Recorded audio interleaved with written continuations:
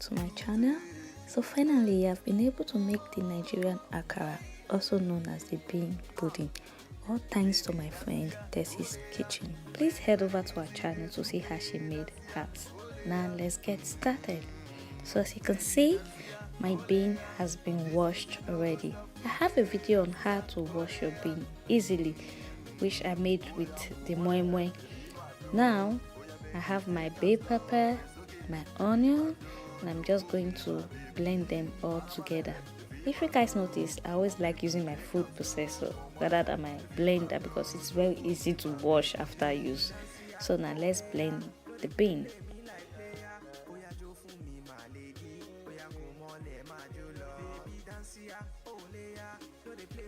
So I'm just going to add in a bit of water now for easy blending. It is advisable not to add too much water because the paste of akara doesn't need to be watery, it needs to be a bit thick.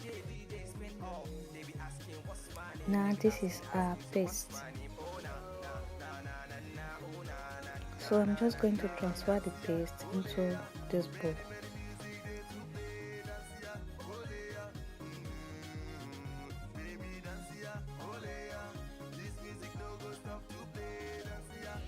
Next, I'll be adding a pinch of salt and some stock cube, but very little. You can also dice in some onion if you want. Me, I don't like seeing onion in my food, hence I blended it. And I'm adding a pinch of grinded pepper also to make it a bit spicy. Next, try to whip your paste very well to make it soft, or is it fluffy? Yeah, it is very essential so your akara will come out nice. Now put a pan on the stove and add in some good amount of oil. You can use any oil of your choice, could be extra virgin olive oil or vegetable oil. I'm just going to throw in an onion to see if the oil is hot and also to add that aroma and flavor to the akara. When you realize the oil is hot, you start spooning in your bean paste.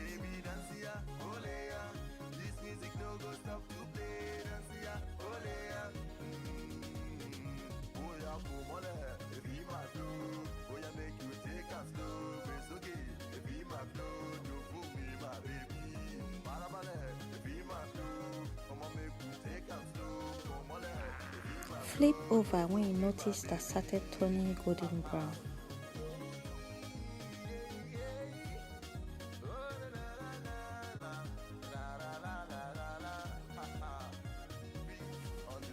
As you can see, it is brown enough and you can take it out.